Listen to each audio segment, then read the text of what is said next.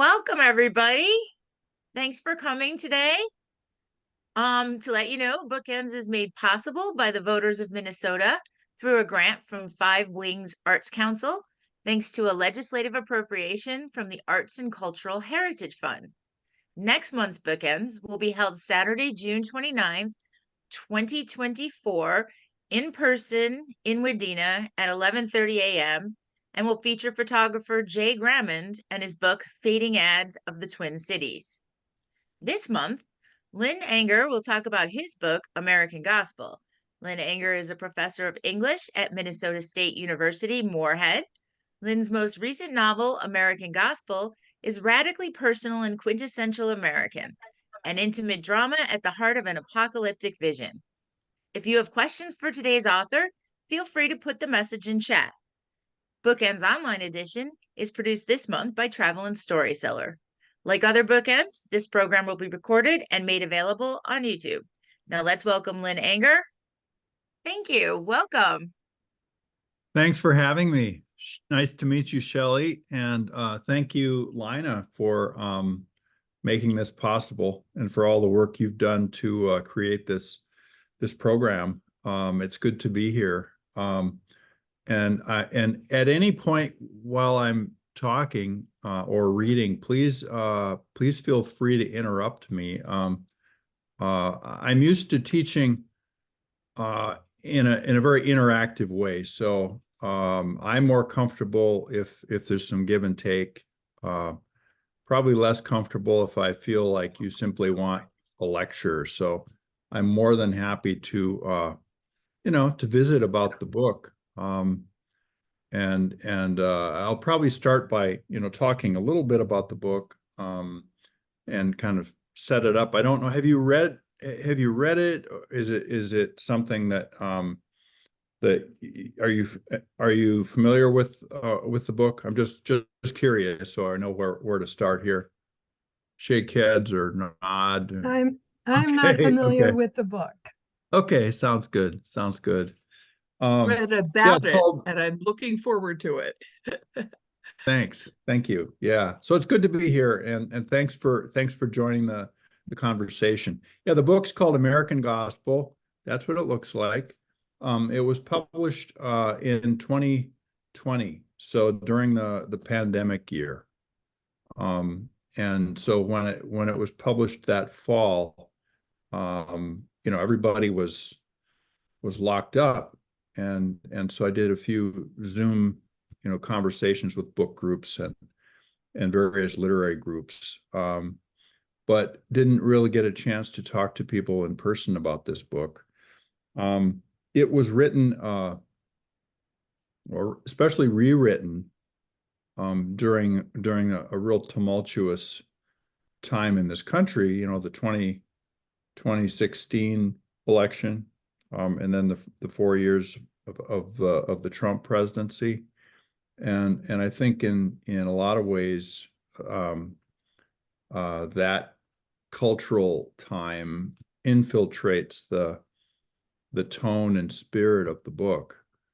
The book is actually set in the 1970s. In 1974, for those of you who are old enough to remember that time, 74 was pretty tumultuous too. That was the year that the only president in our history resigned from office in disgrace, Nixon. And the book is set in August of that year, 1974.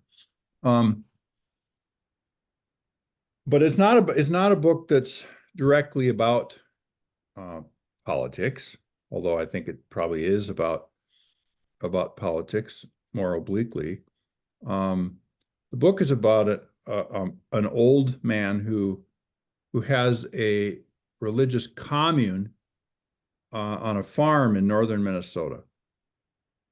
And this old man at the beginning of the book has a vision. And his vision is that the world is going to come to an end in 14 days. He has this dream when he almost dies. And he also has a radio program. He's this kind of old-fashioned preacher. He's got a little radio show, and he puts it out there to his audience. Not that he has a large audience, but he puts it out there that the world's going to end in 14 days. And at first, nobody pays much attention, but it so happens that this woman who grew up next to him, she's grown up, she's moved to Hollywood, she's become an actress, she won an Oscar. This woman gets word of this old preacher's vision, and because she's well known, flies into Minnesota. Suddenly the news organizations, the world starts to take note that, oh my, there's a preacher in Minnesota who says the rapture is going to happen in 14 days. And suddenly it's in the news. And the world descends on this little farm in northern Minnesota. So that's the premise of the story. And then the novel counts down those 14 days. And the reader, I hope, as the writer, I'm hoping the reader's going to go, what's going to happen in 14 days? So that's how the story unfolds. I think, every story is multiple stories. Every story is, you take a fable like, the tortoise and the hare, that fable, right? Race between the rabbit and the turtle. It's a very short little parable or fable with a moral. Now, if you read that to a child, the child probably might hear that story as, oh, it's about a rabbit, and about a turtle. And they have a race. Who's going to win? I mean, it's a story about a race, right? That's what it's about. Who's going to win the race? And an adult, or even a real thinking child's going, well, okay, but it's also a story about the the difference between the hard worker who puts in the time and the person who's just sort of a flash in the pan. I mean, there's all kinds of different ways you can characterize the moral of that tale. With novels, it's the same thing. I mean, this is a story about a old man who has a vision, but it's also a story about deception, and a story about, like for me, it boils down to a story about the need for people to think for themselves. There's a lot of voices out there in our culture, eager to tell us how to think. And I think what we have to be the most on guard against are those voices that are where the message is really focused on a person rather than an underlying set of meaningful values. And in the case of my novel, this is, one guy who had a dream, and because of that dream, he's going to tell the whole world how to think about something as important as the apocalypse. And so, that's the story in a nutshell.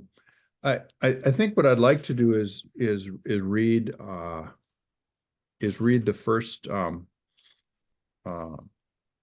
maybe about a little page and a half, just so you can hear what it sounds like. There's so many different ways of talking about a novel. I mean, I started sort of talking about what it means to me.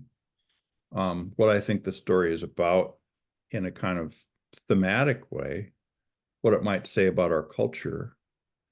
And so in that sense, it's kind of a warning. But I could also talk, about how the story came to be written. I could talk about certainly about the characters. A novel only works as well as the characters are coming alive on the page. And so what I need to do, maybe to just sort of orient you to the book, is read this first page or so, and then we'll kind of go from there. So chapter 1 is August 6th, Tuesday. This is 1974. Turn, if you will, back to 1974 and the cathartic end of that long summer, a pivot in time that requires only the smallest adjustment. Now rise to an altitude that offers a view of the whole continent, the entire span of desert, mountain, lake, fruited field, towered city, ocean shore. From this height, look down and pick them out, these ordinary, remarkable people, 3 of them, flesh of your flesh, a man, a woman, another man. Bring them into focus. Squint if you need to. There, on a small farm beside a lavender blue lake in the center of the northern forest, the first man is getting dressed in his upstairs room. Worn denim shirt, lace-up boots, awake before the sun as always. Tall and straight and bone-thin, white hair unshorn, he is simple in appearance only, this self-appointed prophet. Watch him as he descends the narrow staircase of his turn-of-the-century farmhouse, anticipating his coffee, unaware that he is just minutes away from dying. The woman, way off in the California desert, is still young, barely 30, asleep this morning in her waterbed, palm trees outside her window, 3 hours from waking to the life she once believed was charmed, and which still might be. She's lovely, an actress, with hair like the August wheat of the great Midwest. Her face is one that absorbs desire and sends back love. Not long ago, she was a child in the hands of goddess makers, celebrated and pampered, lusted after. Was she happy? She might have believed so, but now she feels only pain, the kind that calls for routine numbing. And finally, to the other coast in its city of high towers, New York, where the other man, son of the prophet, has stayed up all night writing, talking, and drinking. He often jogs the 7 blocks west from the all-night tavern that he favors to his 3rd-floor walk-up in the village, anxious to spend a little time in bed with his girlfriend before she leaves for work. This morning, though, he is in no hurry and even stops to sit on a bench in Washington Square, have a smoke. The sun is just up, light coming in from that low angle that scrubs the world, making everything look cleaner than it is. The sooty bricks, the street, the yellow cabs, and he thinks of the 20,000 indigent souls that lie beneath his feet, buried here when this place was a potter's field. He can't help an irrational stitch of guilt for the good fortune about to befall him. But I've earned it, he thinks. Like his father, like the actress, like all of us, he is unable to see the disappointments and reversals and confounding victories to come. He knows only what he knows, which is far less than he imagines. So that's how the novel opens, with this kind of high view of the three main characters. Like I mentioned, the old man, the farmer, the prophet, who believes he knows the date of the end of the world. The actress in Hollywood who grew up on a little hog farm next to the prophet. And then that last person, the New York writer who is the son of the prophet. And it is largely what powers the tension and the energy of this novel is the conflict between the old man and his son. And the son is a skeptic, and he knows better. He knows his dad is off the deep end. And he can, obviously confronts him. So my task in opening the novel was to try to introduce all those characters as quickly as I could. One thing that when I'm reading a book, a novel that's told from multiple points of view, sometimes what happens to me is, I find myself enjoying sections from certain characters and then sort of not as much from other characters. So when in writing this novel, I was aware of that kind of fear in myself, that readers might, find themselves attracted to certain characters and not other ones. But I wanted to give a kind of overview of all three before I launched into the story itself. Any thoughts or questions to this point? I was wondering, when you were sort of talking about like the whole prophet and believing and thinking for yourself, it just reminded me, because I was alive in the 70s. There were a lot of cults in the 70s. I mean, there were the Moonies, the Hare Krishnas, the Jim Jones People's Temple. There was almost sort of a sense that people were looking to believe in something or anything. It just seemed like that was a really big period for that sort of Yeah, no, exactly. proclivity, I guess. Yeah, for sure. And when I sat down to write this draft of the book, I'd done many years ago in the 90s, or late 80s, I kind of tried to write a book that explored some of the ideas in this book, that this book explores. But when I sat down to write the draft of this, I was trying to decide, when should I set it. I kind of knew what my premise was going to be. Mm-hmm. And I chose the 70s for the reason you just cited. You're right. In the 70s, there were a lot of these cults. I mean, there still are, but there were a lot of cults at that time. And I was alive in the 70s and was sort of, I was tangentially involved in a couple different cults, not so different than this one. And so the 70s seemed ripe for serving as a backdrop for this story. The 70s were a time too where we were, as a society, coming aware of the huge deceptions that were being foisted upon us. I mean, there was the obvious one, which was, when the Pentagon Papers was published in 1971, and we learned that at the highest levels, our government knew that the Vietnam War was unwinnable, but yet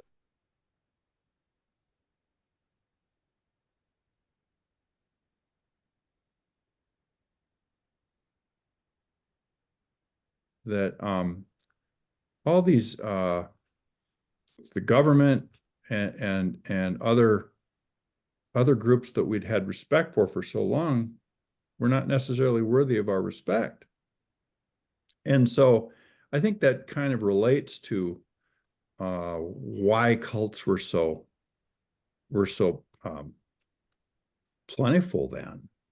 I mean, why do you start a cult or join a cult? It's to control reality. Yeah. It's to um, it's it's to create your own reality because that removes the chaos of real life, and it also gives you a sense of control and power and reassurance. But you're right. I mean, the 70s were an interesting decade for that. Yeah.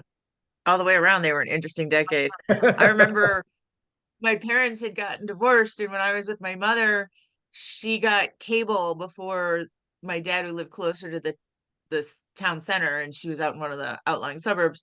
And my sister were an early bird, would go to bed early, and my mom and I would stay up a little bit, and then she go to bed because she had to get up really early with my sister. So unsupervised, I'm watching TV Yeah, yeah. really late at night. And I remember too, there used to be these ads about Read Dianetics Now by L. Ron Hubbard. Remember Oh, those? yeah. They were selling Scientology on late night TV in the 70s. Right.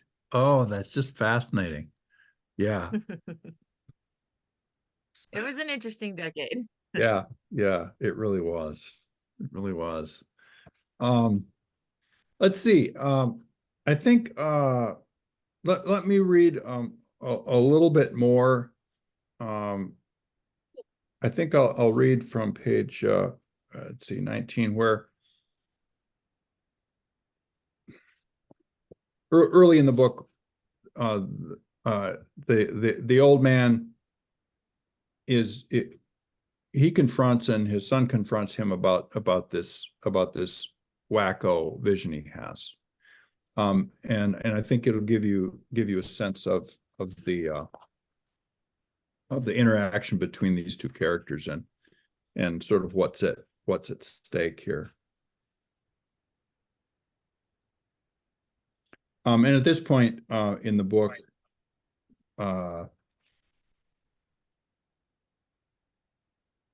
the old man's in the hospital because he has had a cardiac arrest.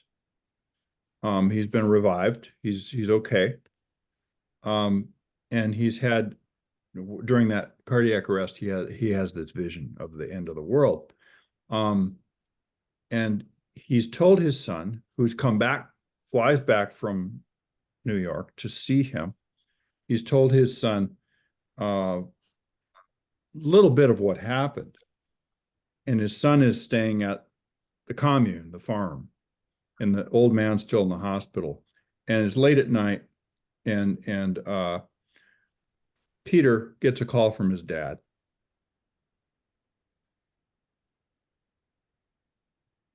Let's see here.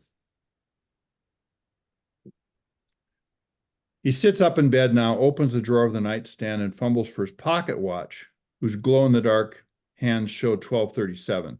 He lifts the bedside phone, sets it on his chest, and dials his own number. So he's calling his son, who's in the house before cell phones, in the house where he lives, because his son's home visiting. Let him answer, he prays, which Peter, the son, does on the fourth ring, his voice sounding high and full of something like relief or maybe hope. Hello? Peter, it's Dad. Ah, disappointment. Who'd you think it was? Is everything all right? Peter asks. I dropped a bomb earlier and thought I should explain things better. Peter is silent for a moment, then says, "You want some advice, Dad? That stuff about August 19th makes you sound like a fucking lunatic. Best not to talk about it."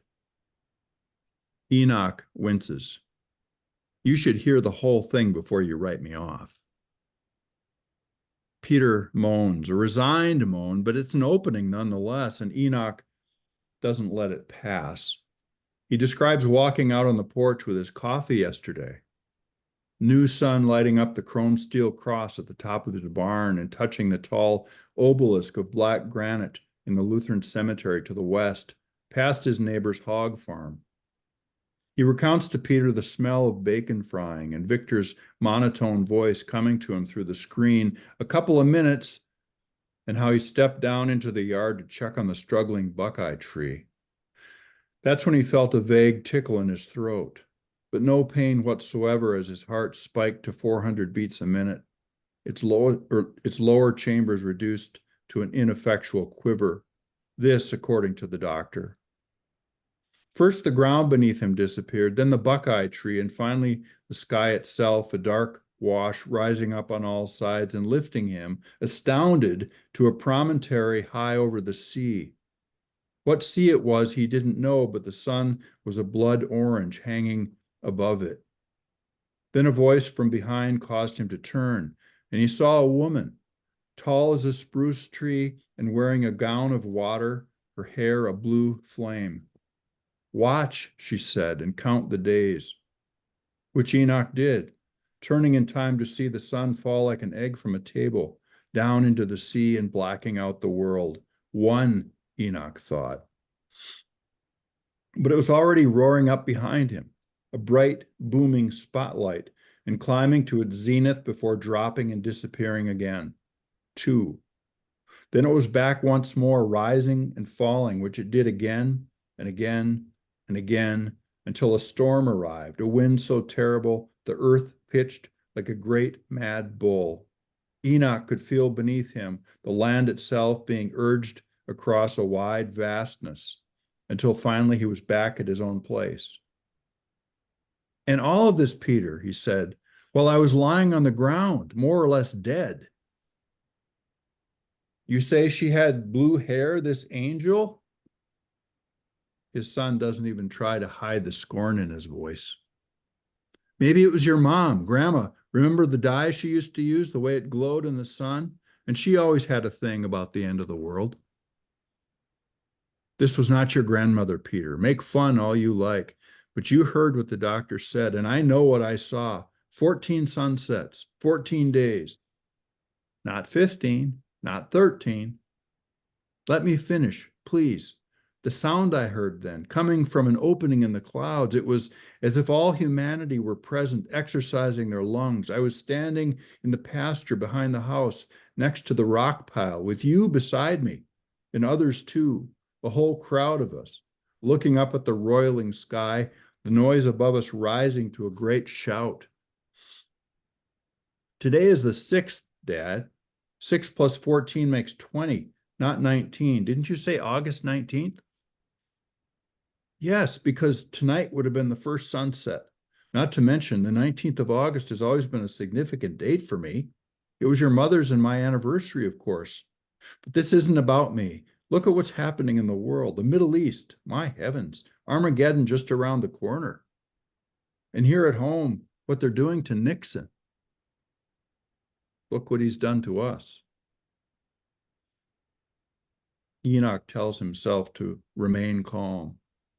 I will only remind you, he says, there's no power but of God, and the powers that be are ordained of God. That's St. Paul from the book of Romans. The president was placed where he is, and we ought to be praying for him, not working against him. Bullshit, Dad. You'd rather be deceived than have to think for yourself. I'll stop there. You kind of get a sense of the interaction between these two guys.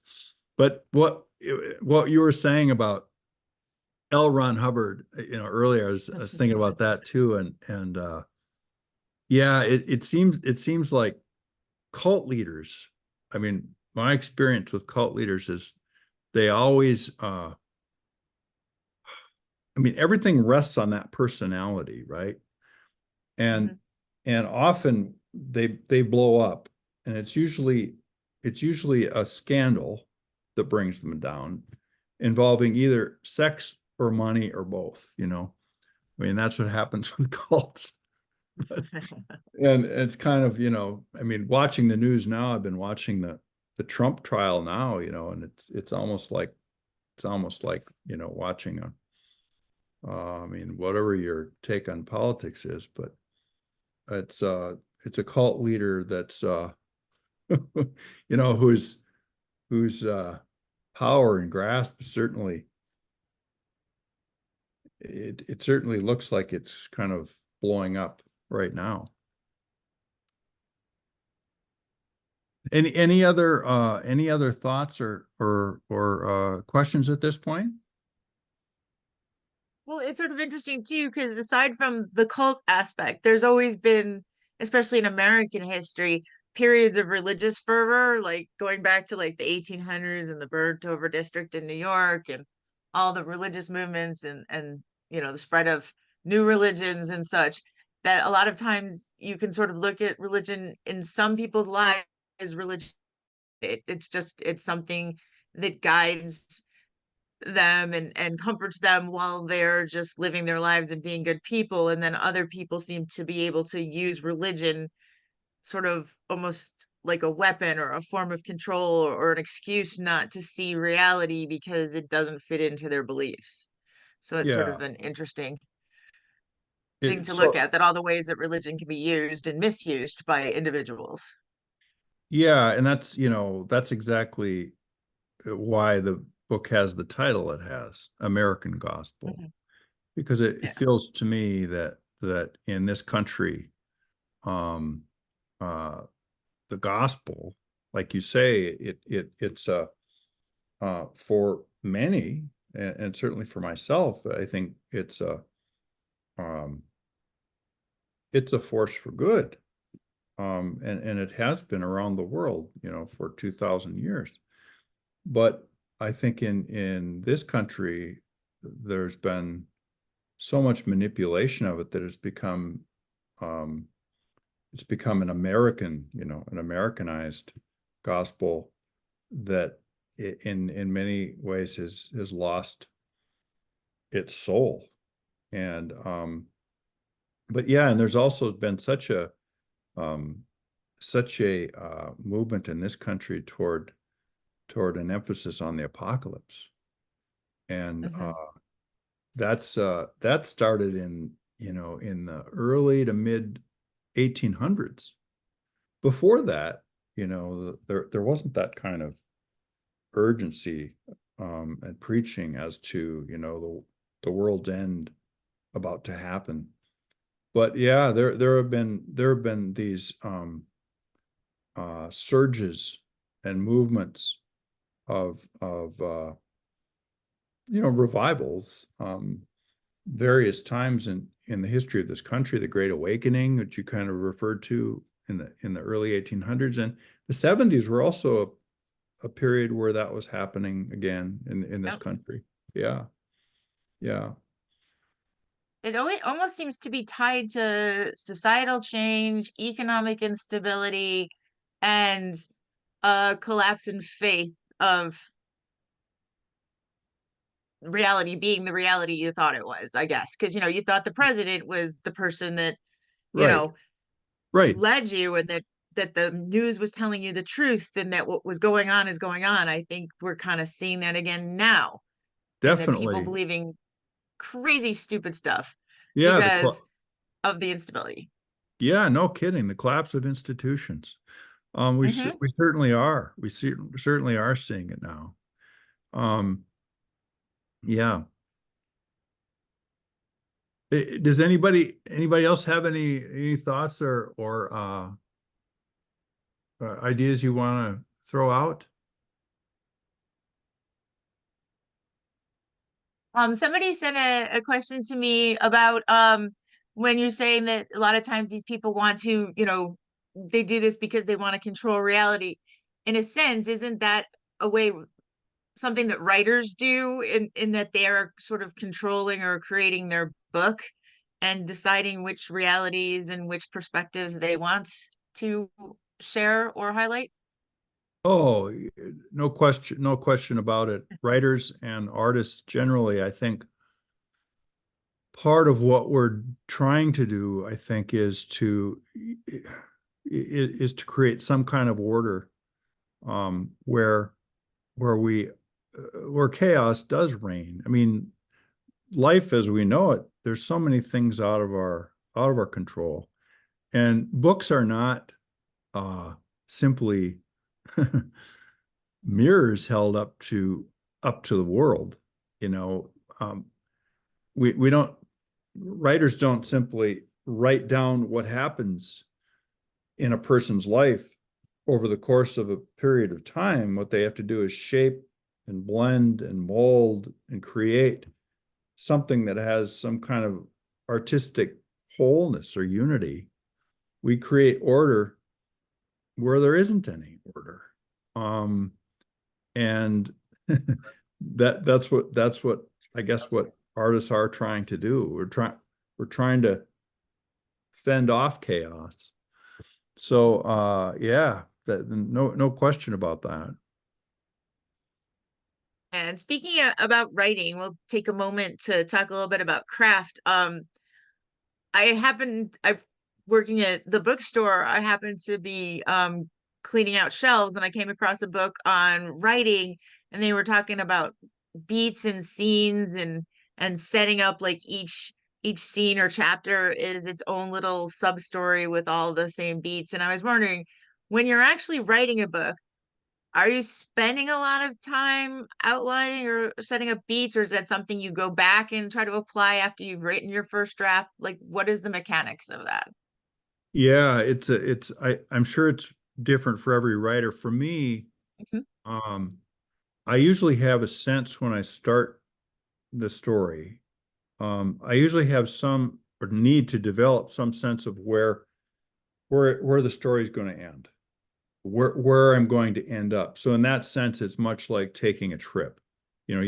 You're gonna drive to a certain place, and it's going to take you a certain length of time, and you're going to follow a certain highway or sequence of highways to get there. Um, so that's for me what gives me the psychological advantage of starting a story is to know where I'm going to go.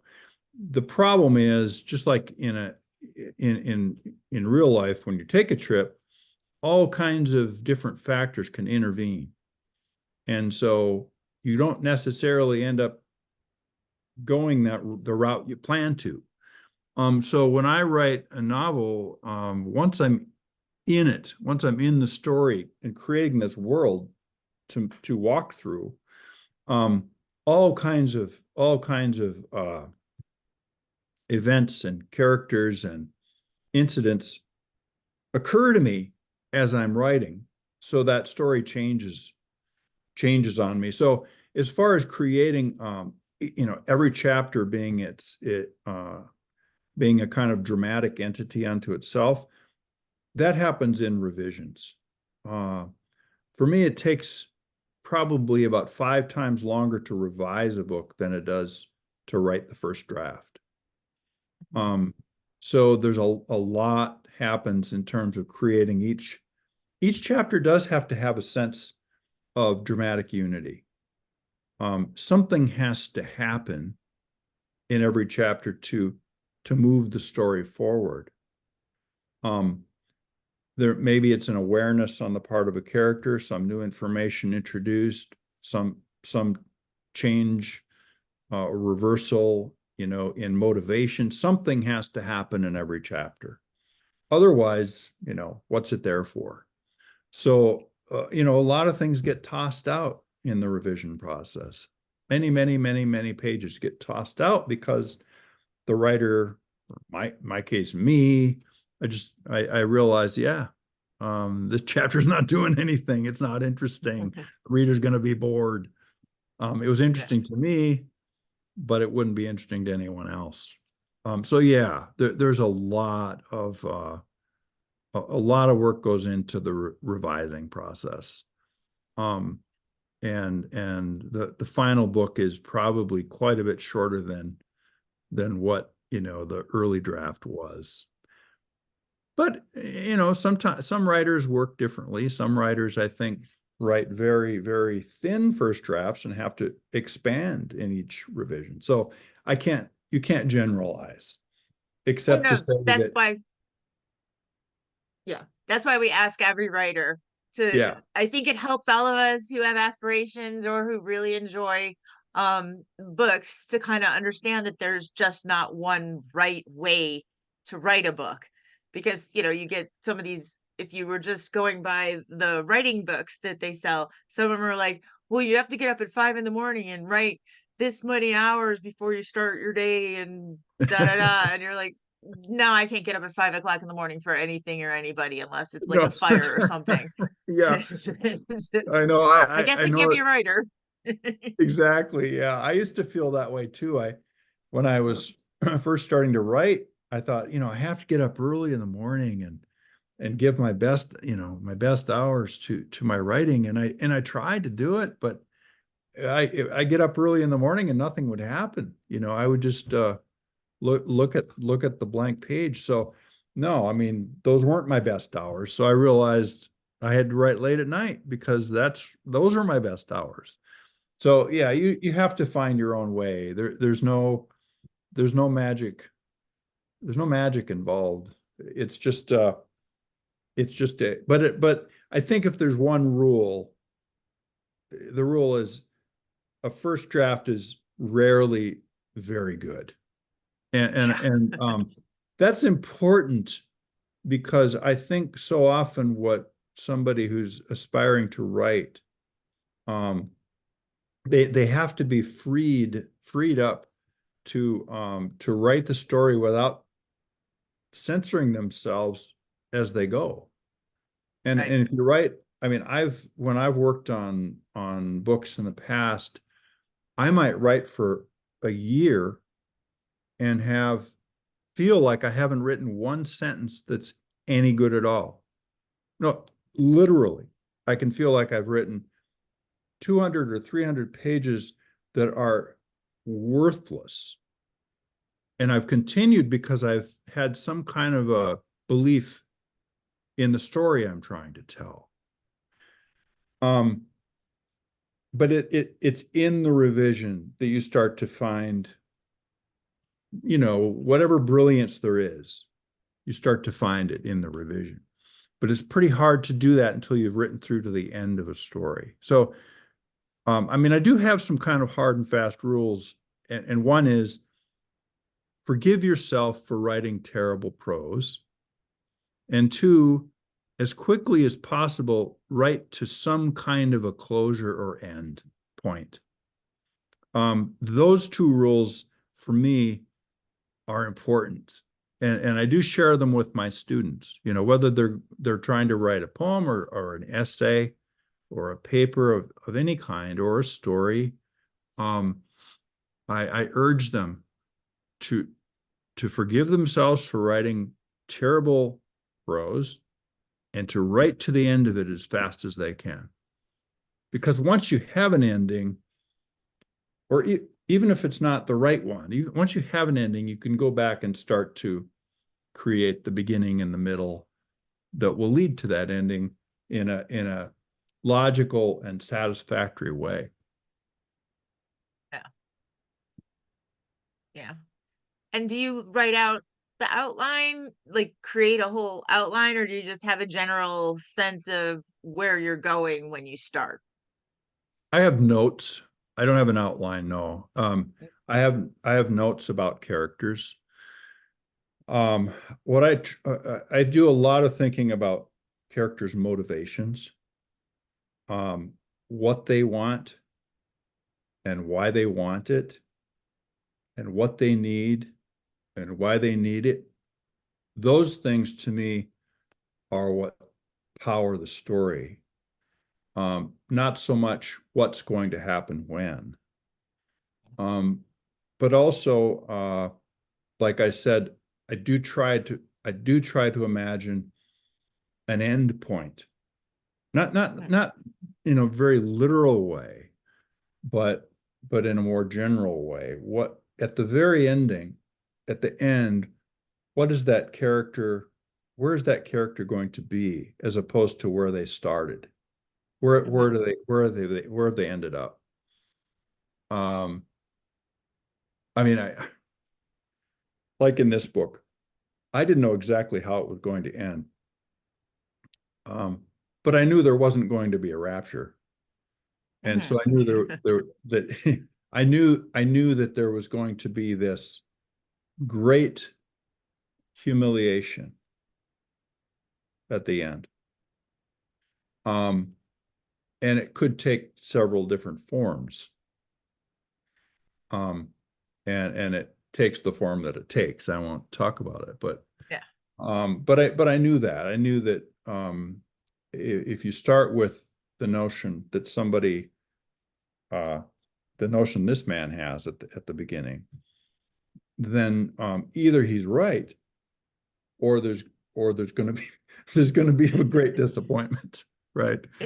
And so it was a matter of which kind of disappointment seemed the right disappointment, and that kind of came to me as I wrote the story.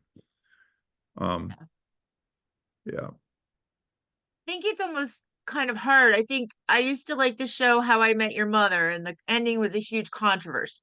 But because of the realities of the oh, we want the kids to look like it was all happening in one day being told, they filmed the ending 7 years before they got there. And then they had to basically go against all the character development they did over 7 years to get back to the predetermined ending. So I can see where if you thought, oh, this is where they're going, and you're not leaving yourself open to the realities that, 10-year plans almost never work out for anybody. I Right. know, because every time someone says, well, where do you see yourself in 10 years? I'm like, it no longer matters, because if I look back at the last 10, 20 years and made 10-year plans, nothing that actually happened to me or that I actually did was on that plan. Yeah, no, I totally get it. I know for me, the novels that I've published, the openings, the first chapter was almost always the last chapter I actually composed, the last chapter that I revised and finished, because Mm-hmm. the first chapter, you don't really know the first chapter until you've written the last chapter. Because everything has to feed, everything has to point to the end from the beginning. Mm-hmm. And so, yeah, so it takes a lot of patience to write a novel. You have to forgive yourself for a lot before you can come to the end. Yeah. I don't know that story you're talking about. I don't know that it's a television show, or Yeah. Yeah. yeah, yeah. The other thing that comes to mind when you're talking about that, all that passage of time. Another reason that I kind of think it's a good idea to write a first draft fast is that we change over time. You Mm-hmm. know, uh, any novel I've written is, in part, it's a investigation of my psyche during the time period that I wrote that book, or it's a revelation of my psyche during that period of time. And over a lifetime, we do change. From one decade to the next. There are things about, we might see the world in slightly different ways. In different times in our lives. So I think it makes sense to work quickly through the composition process for that reason. Mm-hmm. And what do you think is quick? Because I mean, I have, I had an undiagnosed ADHD and went through college and grad school. And to me, quick is, oh crap, this is due tomorrow. Okay. Yeah. No, I get that. Well, I guess it's different for everybody, right? If you're doing a paper for, a 4-page paper, yeah, you can probably do it the night before. I mean, I used to, when I was in college, I did that all the time. I'd stay up all night and do a paper. They turned out just fine. Oh yeah. But writing a novel that's 200 or 300 pages or 400 pages, quick it's another, that's a completely different animal. It might, I tend to have spent the fastest I've ever written a novel is 2.5 years. That's the fastest I've ever. And the slowest I think is 7 years. And is that from beginning to publish or beginning to fourth draft? The composing process, beginning to end. Have a good Saturday. Yeah. Cool. Yeah, a lot of people say that. Like you're like, oh my God, 7 years?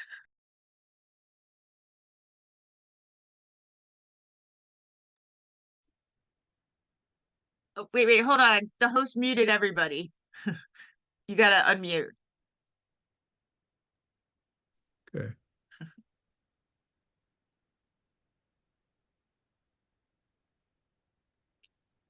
Sorry about that. Somebody was chattering in the background. It's okay. Yeah. Anybody else Sorry have about that. any thoughts or ideas? Does anybody else have questions? So here at Chapter 2 Books, we're a very small store. So we don't separate our books out by genre. And there's a lot of discussion about genre when it comes to fiction these days. Where do you think that you would put your book in terms of genre? If you had to shelve it in a really big bookstore that had everything hyper compartmentalized, where would you go?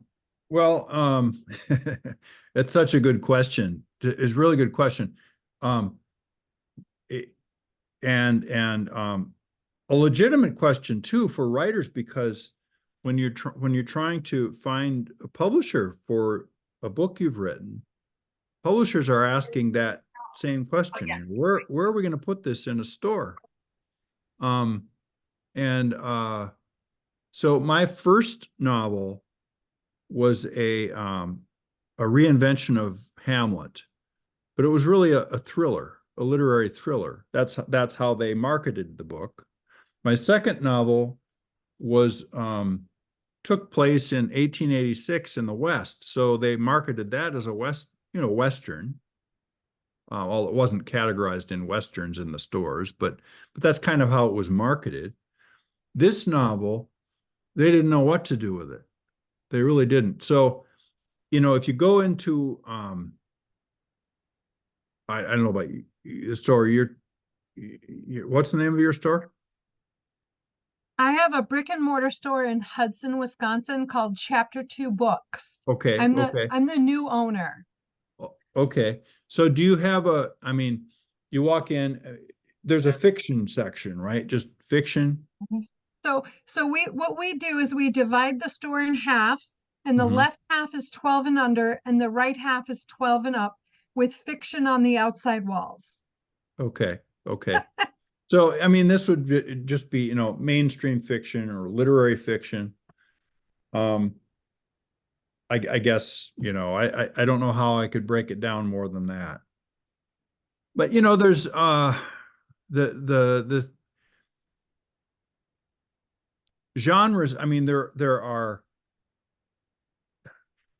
There are great writers in all genres. And the best writers transcend the genre, right? And so whether a book is a mystery or a romance or speculative fiction or sci-fi, the best writers transcend those genres and appeal to an audience beyond that more limited genre audience. But in this case, this novel doesn't fit into any genre. It's just mainstream fiction, I guess. Which Yeah, is a good thing. I come from a long line of people that don't like to be pigeonholed into one tiny little category. And as a bookseller, it's always the most frustrating when somebody comes in the bookstore and say, where is this section? I only want to read these little tiny kinds of books. And you're like, Mhm. okay, so if you were, based on what you told me you like to read, you would really enjoy this book, even though it's not generally categorized or pigeonholed in that little tiny box that you say you like. Yeah. Yeah. No, I understand.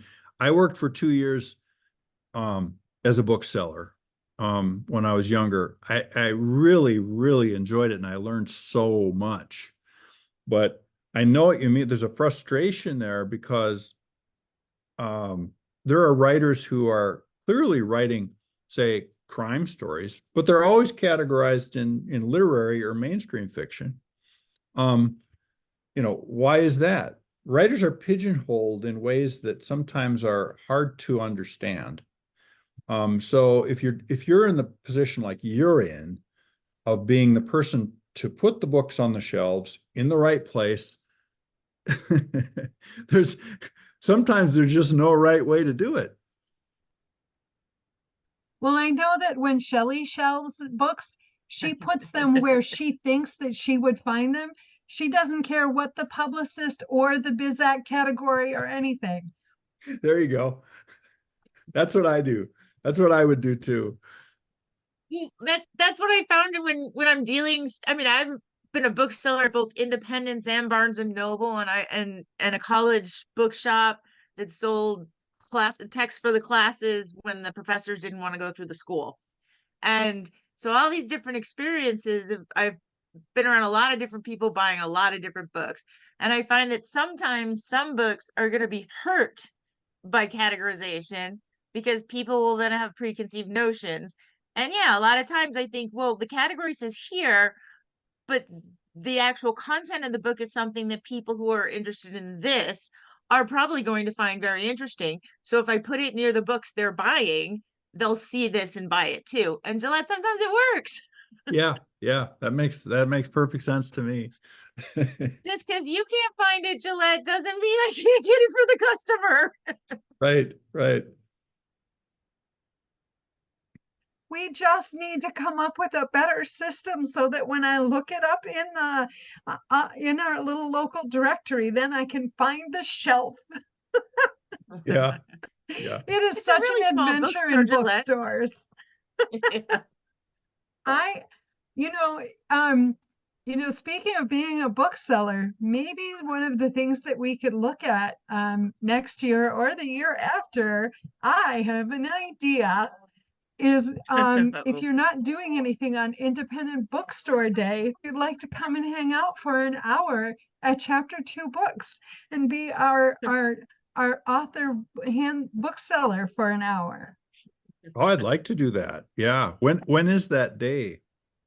Next year it's going to be, it's the last Saturday in April. So next year it's going to be April 26th, Okay.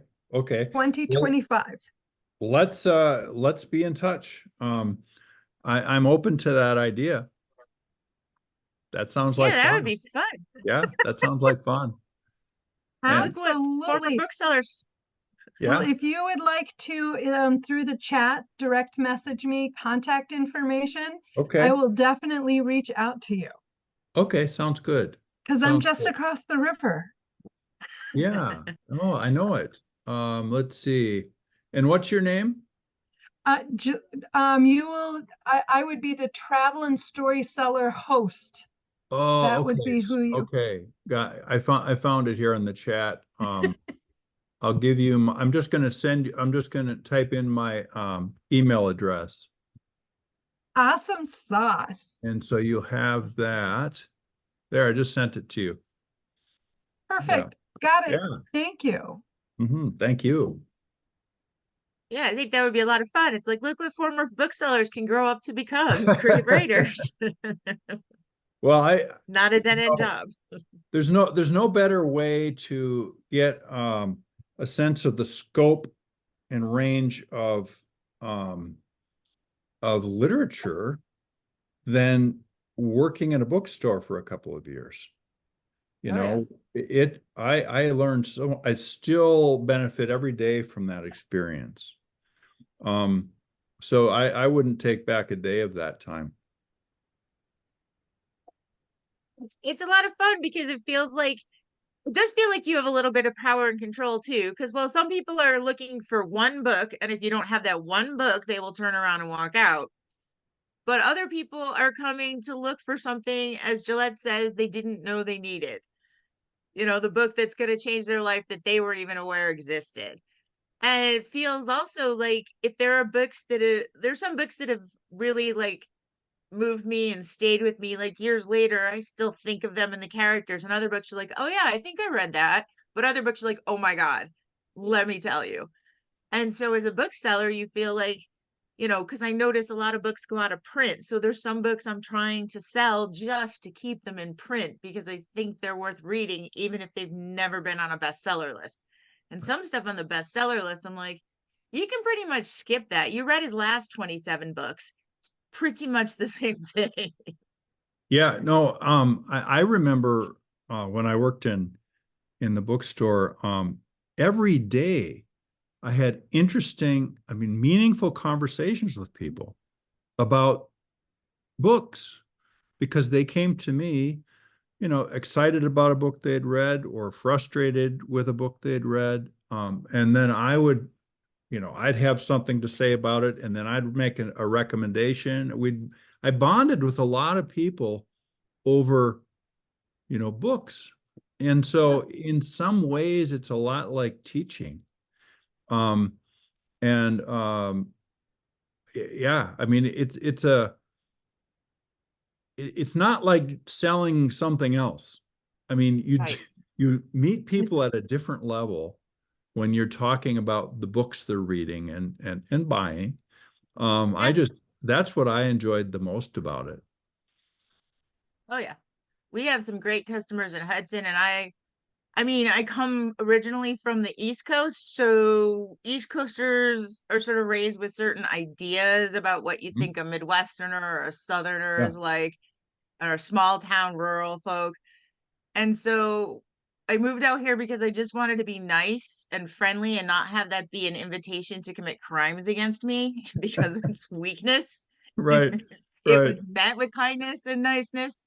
Um, but I've had such interesting conversations with people that you realize, no, you're applying a stereotype to them, but they are so much more informed and intelligent and interesting than you and knowledgeable than you could ever imagine. And they have views that seem to be overlooked, especially by the media and the picture they portray of this Mm, country and the people. Like mm, a book just came out on mm, how white rural America is threatening democracy, when I would argue the opposite, that mm, all the things that are great about this country, I'm finding here in the mm, resilience and, mm, you know, self sufficiency and mm, community mm, and values, and I think the opposite is true. I think America will be saved by the mm. white rural Americans, Okay. and in All the right. black and um other groups that live here too are not. They're very similar. It's just it's I don't really see this as, I don't know, the enemy. And it's just sort of interesting to get to Mm, talk to all kinds of different people and really realize that if you let other people tell you what the world is like, you're going to miss out on finding out what it really is like. yeah, yeah. Think for yourself. Yep. Yeah. Mm. Well, Right. this has been a Did you have any? pleasure. Thank you so much for this opportunity. Yes, thank you for coming on and giving such a wonderful talk and conversation. Thanks so much. And if that's all, then thank you and thank everybody for coming. And we'll see you next month at All our right. next bookends. Bye bye, Yep. Thank everybody. Bye-bye. you. Thank you.